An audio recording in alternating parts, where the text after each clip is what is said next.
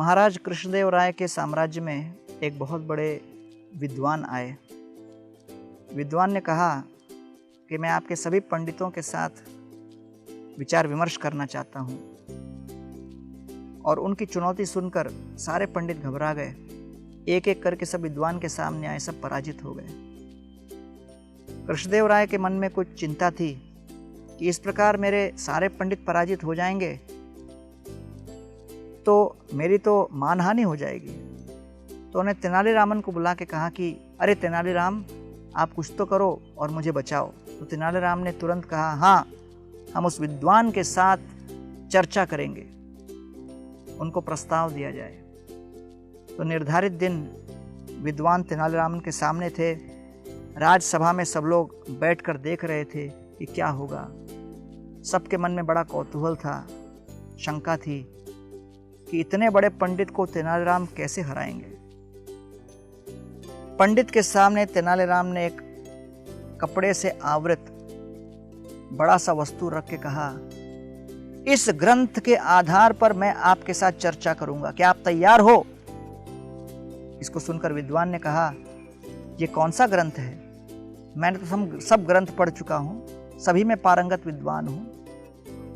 तो इसको सुनकर तेनालीराम ने कहा, इस ग्रंथ का नाम है तिलकाष्ट महिष बंधनम। इसको सुनकर विद्वान घबरा गए। बोले, तिलकाष्ट महिष बंधनम, ऐसा ग्रंथ का नाम तो मैंने कभी सुना ही नहीं। क्या ऐसा ग्रंथ का अस्तित्व है? तेनालीराम ने कहा, आप चाहे तो पढ़ के आए। तो पंडित ने कहा, ठीक है, मुझे एक समय दीजिए, मैं रात्रि को पढ़कर कल आपके साथ विवाद करूंगा। तो पंडित वहां से चले गए और रात्रि भर विद्वान सोचते रह गए, करूं तो क्या करूं, मुझे समझ में नहीं आ रहा, इस ग्रंथ के ऊपर मैं जानकारी कहां से प्राप्त करूं, और कल अगर वाद विवाद में पराजित हो गया तो मैं किसी के मुंह दिखाने लायक नहीं रहूंगा। इसलिए घबराकर वो रातों रात भाग गए। कृष्णदेव राय को पता पड़ा तो बड़े प्रसन्न हुए। तेनालीराम को बुलाकर अभिवादन करके बोलते हैं, बताइए आपका ये ग्रंथ की विशेषता क्या है?